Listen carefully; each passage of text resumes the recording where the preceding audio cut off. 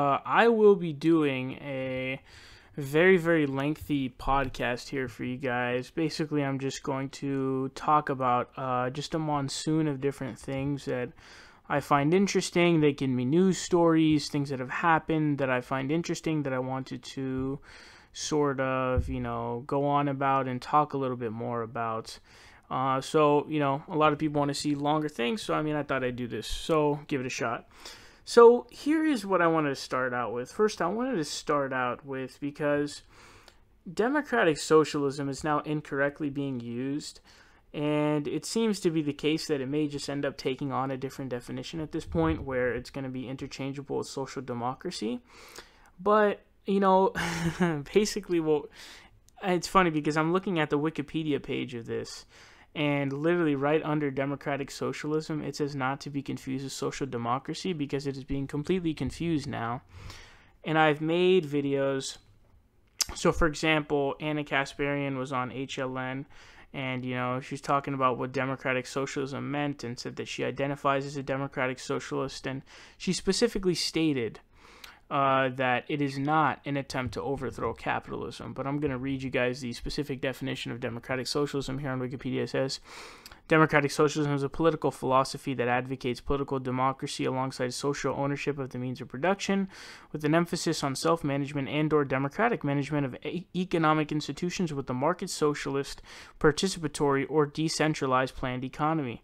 Democratic socialists hold that capitalism is inherently incompatible with what they hold to be the democratic values of liberty, equality, and solidarity, and that these ideals can only be achieved through the realization of a socialist society.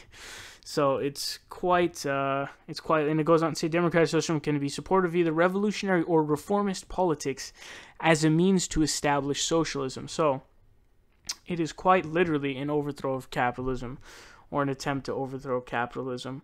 And also, Alexandria Ocasio-Cortez on The View was asked by Meghan McCain saying, what is democratic socialism? Because people don't know, right? People don't know these terms. If you're not a political wonk and you're not someone who's into politics or pays that much attention to it or is interested, if you ask someone what democratic socialism is, they will not be able to tell you that it's a socialist, workers owning the means of production while alongside, a democracy, political democracy. You're not going to be able to tell you that because they're not going to fucking know what the fuck you're talking about.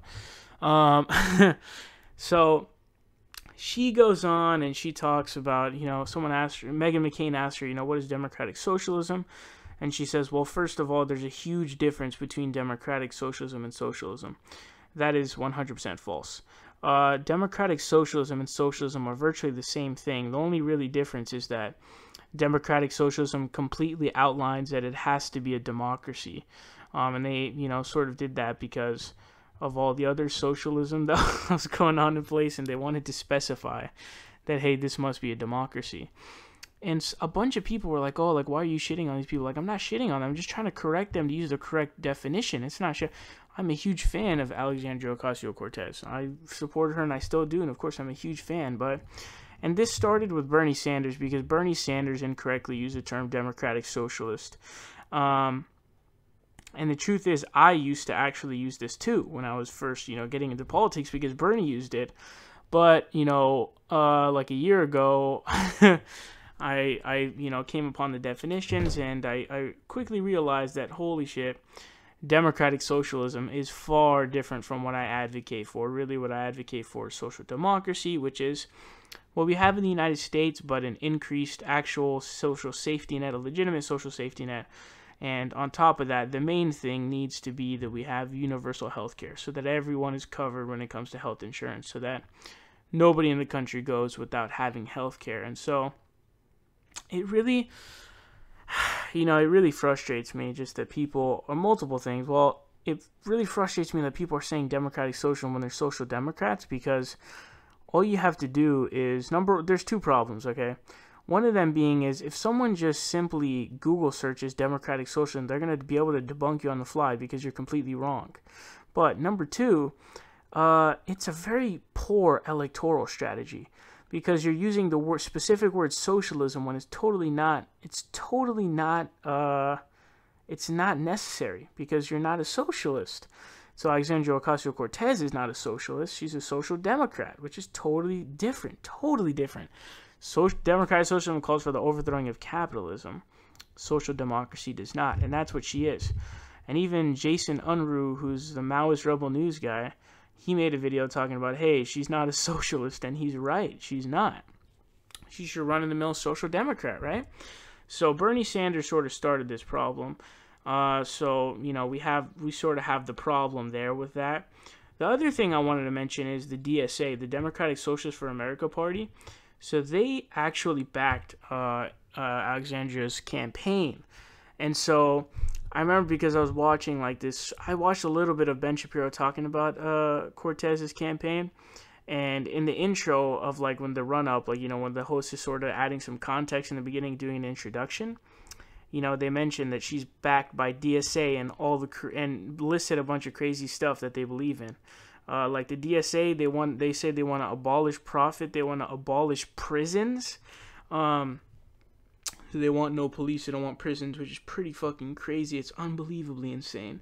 DSA is way too far left. They're just completely, you know, off the rails, completely unhinged and just insane. And the thing is, you know, they're actually democratic socialists. People make the mistake of thinking that Democratic Socialists of America are social democrats, but that's simply not the case. And so it's not really Fox News' fault for just simply stating, hey, her campaign was backed by DSA. And by the way, DSA was probably a big reason why she won, actually.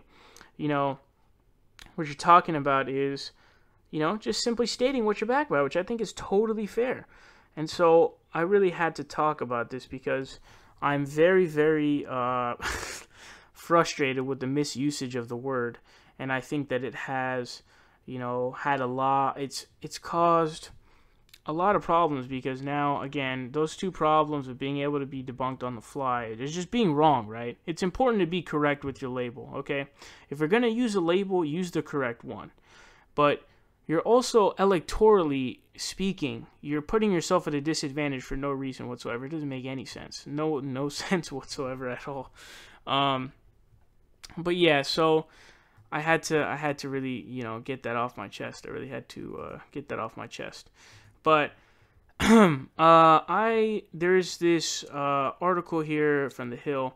Now, of course, there was a shooting that happened in Annapolis, where a gunman went in and killed 5, I don't know if they're journalists, but they're working for Capital Gazette, the news outlet. And they took a shot at Donald Trump, saying, "We won't forget being called an enemy of the people." Here's what this Hill article says. They say, the staff of the Capital Gazette took a jab at President Trump days after a gunman opened fire in their newsroom and killed 5 people. The staff of Annapolis, Maryland newspaper released a letter on Sunday to thank those who have offered support in the aftermath of the shooting. Quote, "We won't forget being called an enemy of the people. No, we won't forget that because exposing evil, shining light on wrongs, and fighting injustice is what we do." Their comment appears to be a thinly veiled hit at Trump's use of the phrase to attack members of the media. Trump has used the term consistently throughout his contentious relationship with the press. Most recently, Trump railed against NBC and CNN last month for its coverage of his summit with North Korean leader Kim Jong-un. Quote, "Our country's biggest enemy is the fake news so easily promulgated by fools," Trump tweeted in June. Here's Trump's specific tweet. He said, "So funny to watch the fake news, especially NBC and CNN. They're fighting hard to downplay the deal with North Korea. 500 days ago, they would have begged for this deal. Looked like war would break out. Our country's biggest enemy is the fake news so easily promulgated by fools." This article goes on to say the president backed off his criticism of the media one day after the shooting and offered rare praise for reporters. Quote, "Journalists, like all Americans, should be free from fear of being violently attacked while doing their job," Trump said said Friday at an event to celebrate 6 months of the GOP tax bill. That's insane. Celebration of 6 months GOP tax bill. So CNN's Jim Acosta shouted at Trump from the back of the room during the event, "Mr. President, will you stop calling the press the enemy of the people?" CNN later aired a montage on Friday of Trump talking down about the media. CNN's John Berman called the president out on air for using the phrase violently attacked, saying that he clearly has no problem at all verbally attacking journalists. So there is a problem with what Trump did in terms of, the way that he labels the media and the way that he calls the media and sort of, groups the media. He set up this really hostile environment to the press. And we've seen this type of stuff with anytime there's really corrupted or almost dictatorship, some literal dictatorships. Then one of the things that is always present in those systems, it's always an attack on the freedom of press, an attack on the press. So, for example, what you saw in Benjamin Netanyahu is one of my least favorite, one of the most hated world leaders for me. And he's somebody who calls, the press fake news. He's very similar to Trump in that way, and I feel like they give each other blowies. But he calls them fake news. Also, there's the term that Hitler used called Lügenpresse, which was fake. I think that was lying press is what it meant in German. So it's sort of, it's something that, and Richard Nixon also did that as well. And we all know the scandal of Watergate that happened there. So what you're talking about really is he's sort of making it a really bad environment for the press and for journalists, because when you just vilify the shit out of them and say, you can have your criticisms now. To be fair, like, upon reading the tweet, like, so funny to watch the fake news, especially, like, it's almost like, whenever I see Trump's tweets, I almost can't believe that, like, someone actually who's, a grown-up dude, or at least supposedly a grown-up dude, maybe he's a fucking man baby, I don't know, supposedly a grown-up dude, I don't understand how they could actually tweet that out.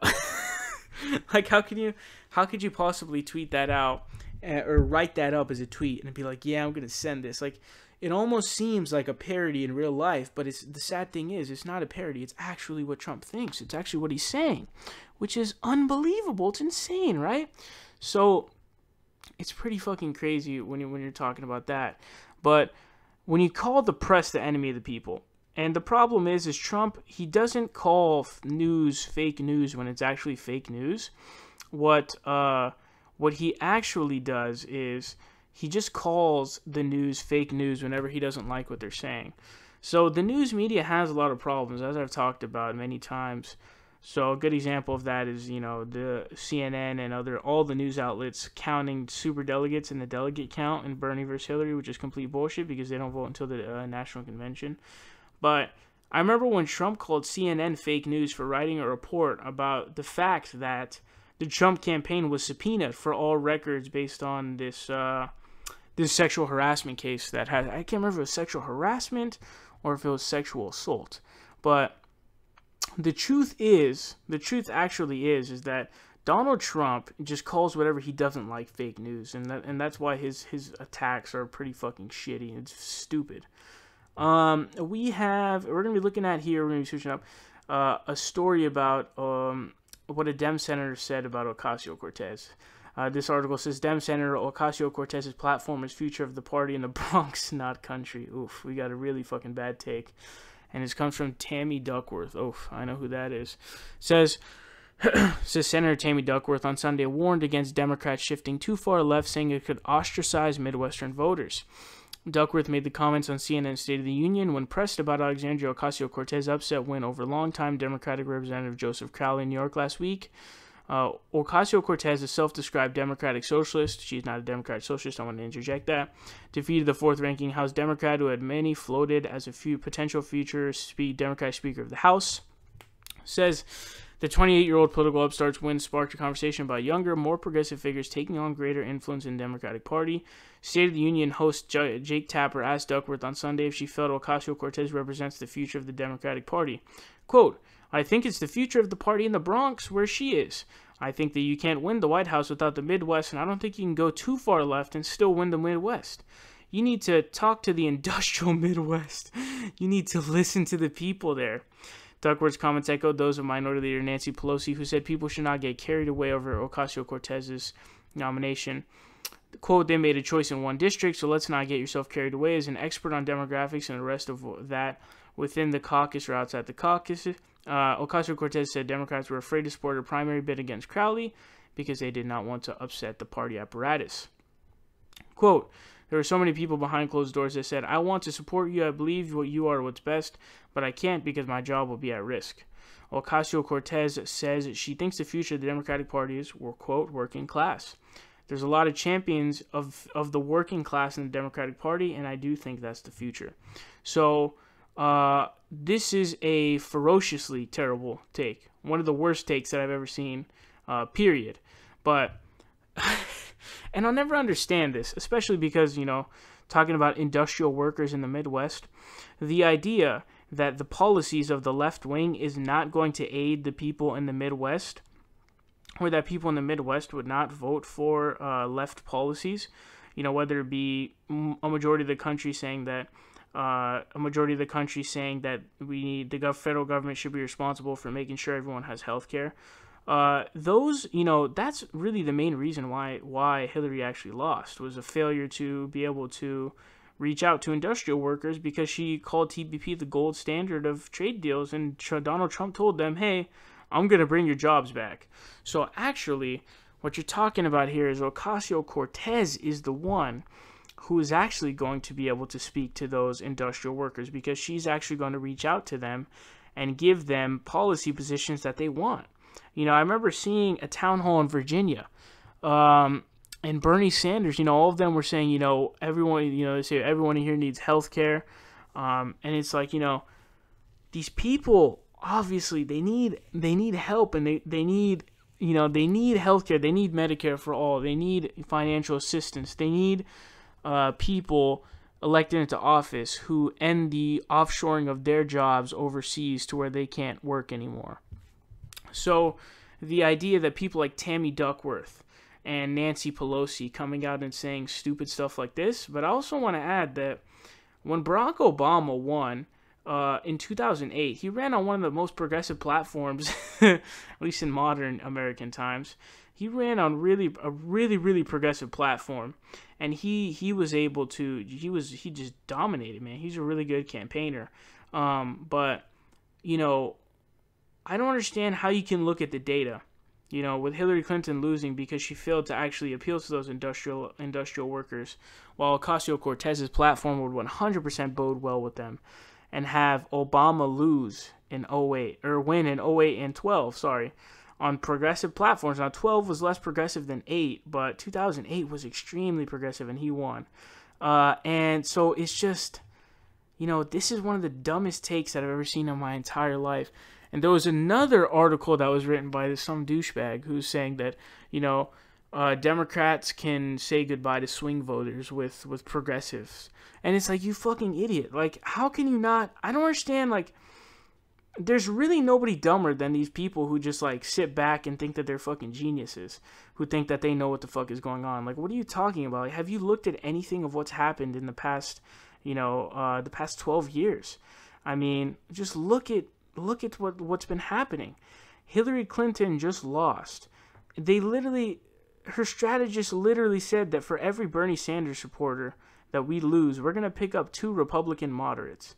So not only did she not give a fuck about her actual progressive base and progressives within the party, the strategist literally claimed that they were going to double the loss that they were getting by these moderates. Dude, at the end of the day, most Republicans are going to vote for their Republican candidate, whoever the fuck that Republican is.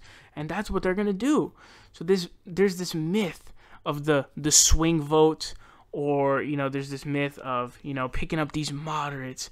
That's not going to happen. But on top of all of that, the majority of Americans are, very appealed. These progressive policy positions appeal to a majority of Americans. And so the idea of not, platforming on, running on that platform is one of the dumbest things possible. And these types of takes need to be just completely rammed into the wall, because they're so stupid and they're so void of any historical context or data whatsoever. And if we keep listening to these douchebags and vote centrists like Kamala Harris or Cory Booker or some milquetoast Democrat who's not really running on progressive values or anything like that, or progressive policies, then we're just going to keep losing, okay? Because honestly, if Cory Booker runs against Donald Trump has a good chance of winning in 2020, and I really don't want to see that happen. If you like Bernie Sanders, on the other hand, Bernie Sanders is going to destroy Donald Trump. He's going to hand him he's going to fucking end up taking off his toupee and give it back to him.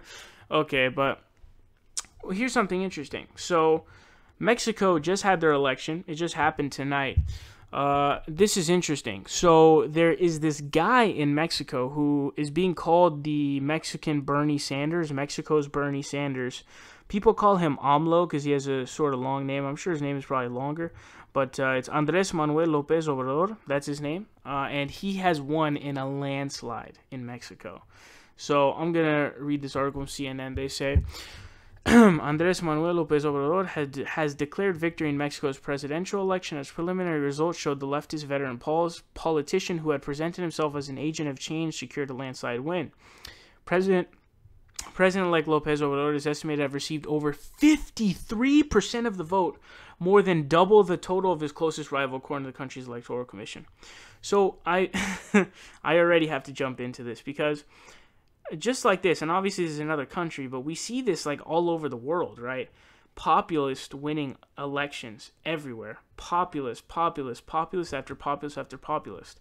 And so what you're looking at is when you run on, when you're a populist and you're for the people and you run on platforms that are going to aid the people, you're going to win. I don't understand how else to tell you this. But if you run on a progressive platform and you run as a populist and for the people, you're going to win.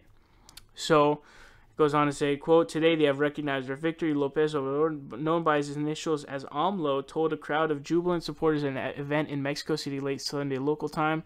Says President Enrique Peña Nieto called López Obrador shortly beforehand to congratulate and pledge to help him carry out an orderly transition. López Obrador will formally take power on December 1st.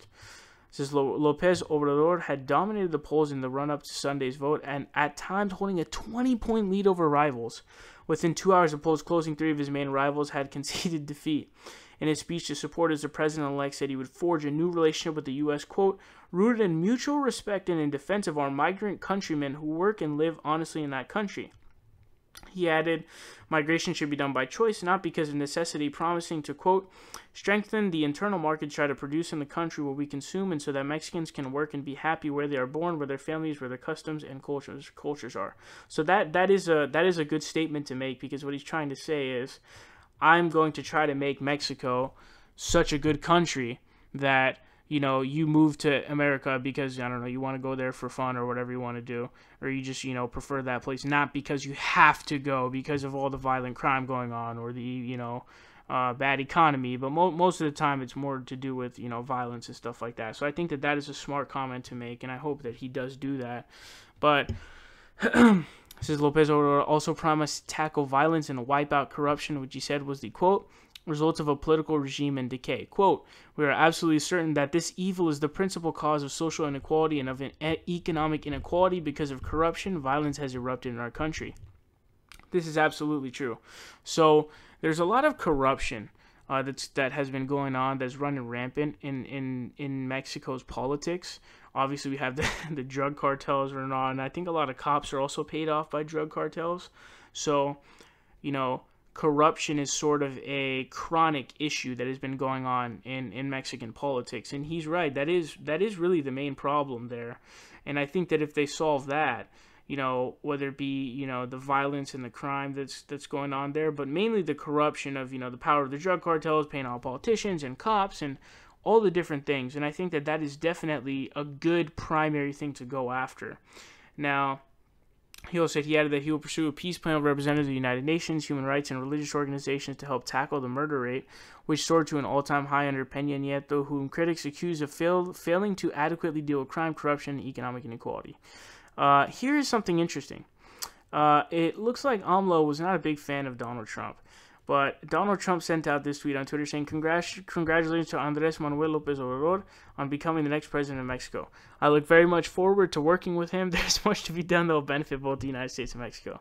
So I think AMLO has before said that he would never pay for the wall, which is something that Trump has said that he's going to have happen, which is Mexico paying for the wall.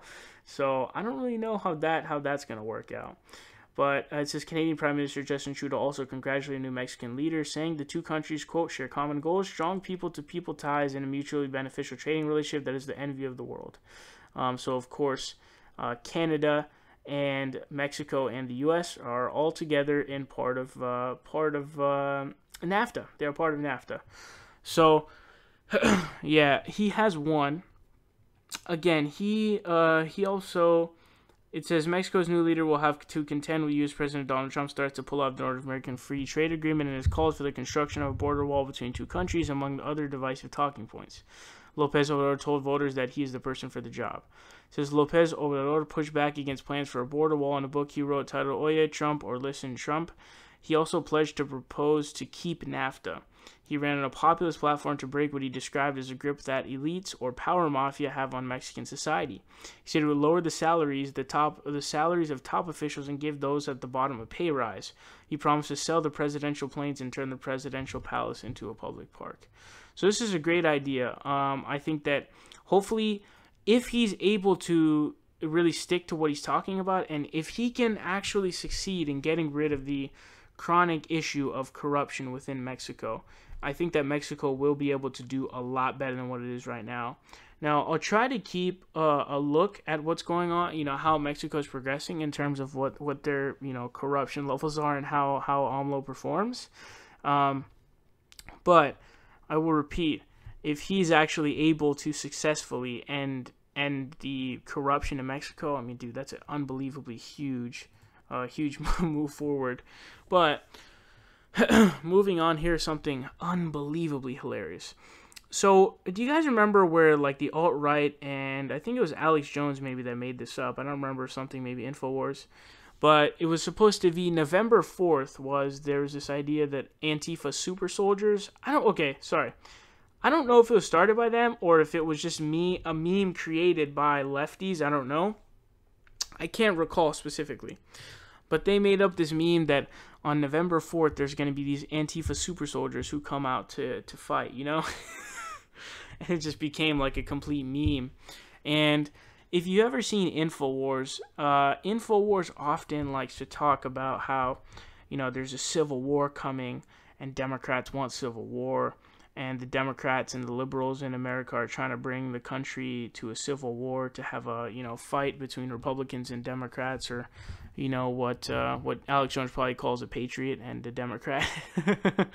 But that is something they've been saying a lot. So he did an entire show, I guess, and on Twitter his tweet says, "Breaking: Democrats plan to launch civil war on July 4th." So this got unbelievably memed, really memed. If you look at the ratio, it's unbelievably insane on Twitter. I also sent out a response to this saying, am I the only one who hasn't got the message about this? Because I didn't get it yet. So I was trying to figure it out, But this is, it really goes to show you just the levels of insanity that Alex Jones and InfoWars will go to sort of push their fear-mongering tactics. And it definitely is part of their apparatus, being fear-mongers. It definitely helps them in terms of just getting a more active viewer base and a more... What's the word I'm looking for? The word I'm looking for is sort of... I can't think of the right word. I guess I'll just say... an active viewer base that's just more, in tune with them. So... It's just insane, man. And no, there's no civil war that's happening. No Democrats are trying to have a civil war. That's not a thing. I know I don't have to say this, but, I mean, come on, dude. If you think about this, man. That channel has, I think, over 2 million subscribers. It definitely has over 2 million subscribers. The fact that channel can have over 2 million subscribers is really fucking insane. The fact that one can have over 2... Oh, that is insane, man. Anyways, let's move on to another story here from Politico. So,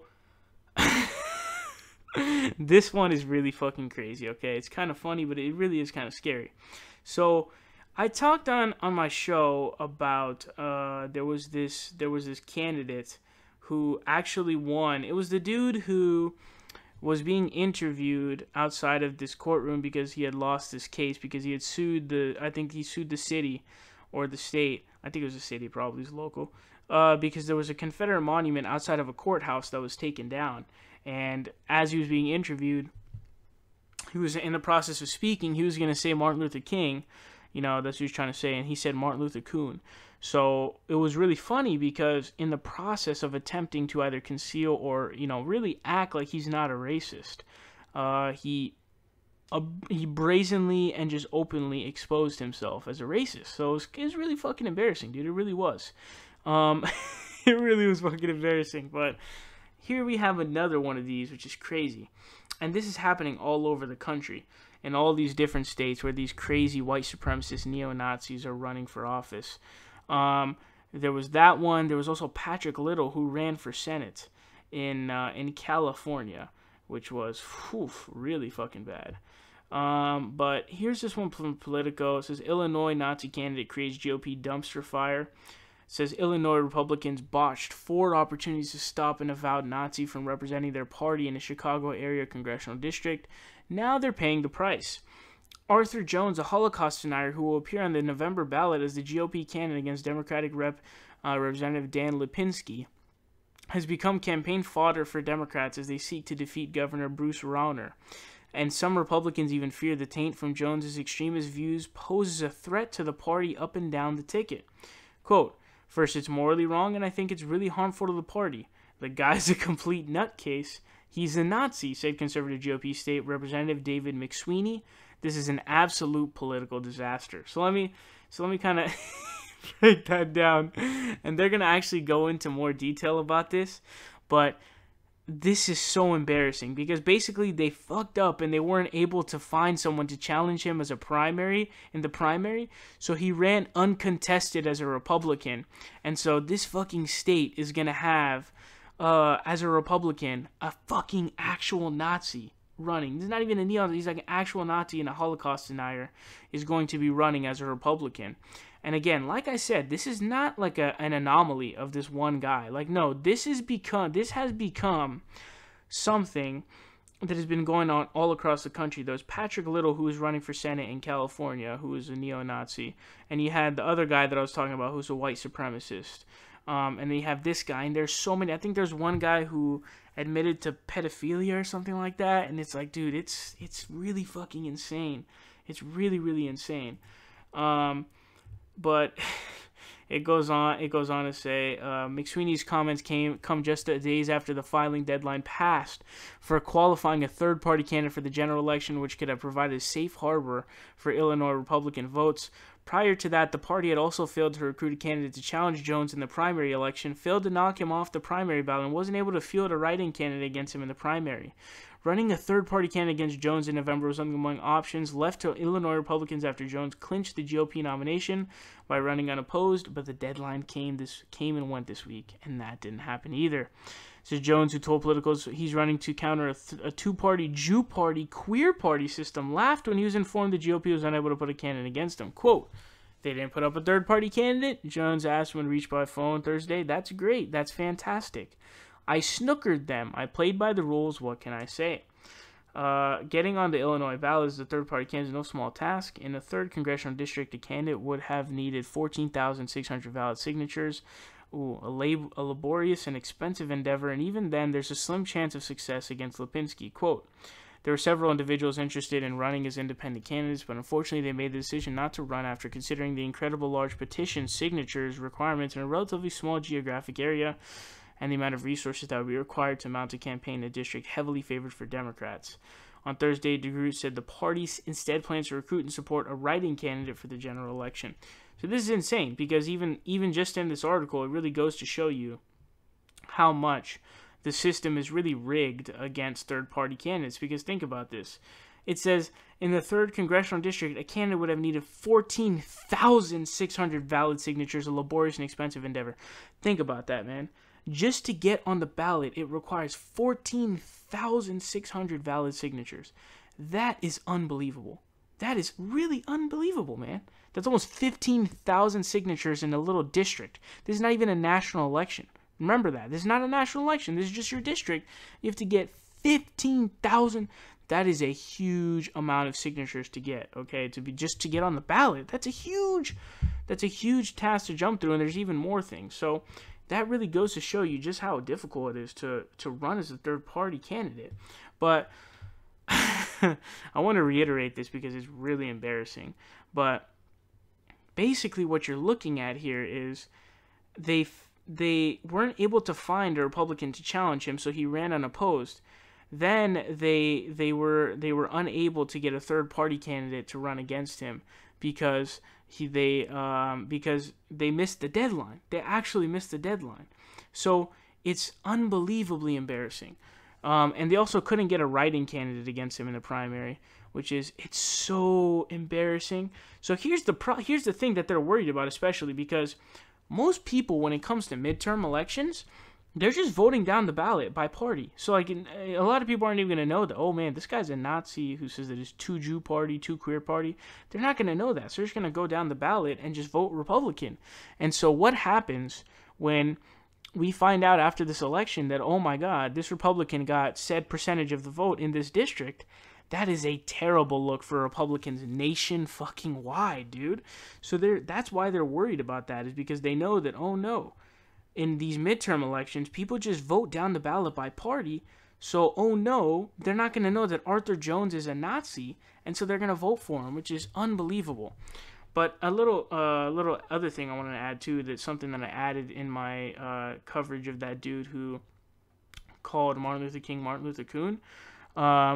I wanted to say that Dave Rubin, he declared that the Democratic Party had been taken over by the far left because some random DNC deputy had a shirt that said "No Borders." He literally claimed that the Democratic Party has been taken over by the far left, which is unbelievable, because the idea that the DNC, the organization that, obstructed Bernie Sanders by rigging the election against him, Bernie, by the way, being a social democrat, favoring a corporate Democrat who is really center-right in all countries, is unbelievable. So if that's your logic, right, and just to stay even with like an ounce of consistency, you should be claiming and declaring, as I like to put it, that the right has been taken over by far-righters, because you have so many people. Patrick Little, this guy, the Martin Luther Coon guy actually won his GOP primary. So it's like, dude, okay, it's getting out of hand, man. It's getting really, really out of hand, and it's kind of scary to see, because eventually, how do we know one's not going to actually, one's not going to lose, which is fucking crazy. But now we're going to move on. We're just going to end it off by speaking basketball. Yes, we're going to be talking about basketball. LeBron James, blockbuster deal, blockbuster news. If you turn on Sports Center for the next fucking month, it's just gonna be LeBron James LeBron James everywhere. Sports Center, First Take, Undisputed, everywhere. It's just gonna be Nick Wright's garbage show. But LeBron agreed to a 4-year, $154 million deal. I think it's all guaranteed too. So he's probably committed there. So it's pretty crazy. Now, I did talk about this already on the show. There have been some updates since then. So we re-signed KCP, Kentavious Caldwell-Pope, for $12 million, which is a lot for a one-year contract, right? It's a lot of money. But it looks like the way that Magic Johnson was thinking was, I guess his agent was the same agent as LeBron or something like that. So they did it to keep him there or something like that. It was kind of weird. It's sort of some strategy by Magic, apparently. That's what the idea is, or the theory is. But we do have to give a lot of credit to Magic, man, because he was able to pull it off. If you guys recall the press conference where he was like, you think I'm worried about this, and, I'll step down if I'm not able to do this. They don't need to fire me. I've been in all these different finals. And he exuded this massive amount of confidence that made me, under the impression that he has something, like Stephen A. Smith said, he's got something up his sleeve. And this is what it was. This is what it was. So we have LeBron James now. Now, the Kawhi Leonard thing is really important. We'll have to see how that goes if we're able to get Kawhi.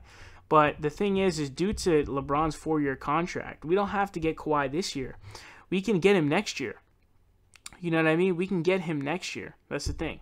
So what you're looking at, another thing I want to mention, we actually signed free agent JaVale McGee from the Warriors. So we took JaVale McGee from the Warriors.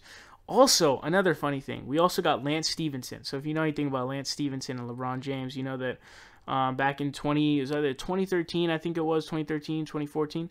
I want to say 2013. In the I think it was the Eastern Conference Finals. They Lance Stevenson blew in his ear, and that became a meme. And like the people would put in like bubbles coming out of like Lance Stevenson's mouth, and it was kind of funny. It was pretty funny. So now they've teamed up together. Now they're obviously free agency is still going on, so I'm really looking. I'm always constantly updating Waj's Twitter, trying to see what's happening, what's going on. But hopefully we can get more free agents. We need more free agents. We need a deeper bench, and we need more vets. We need more quality vets.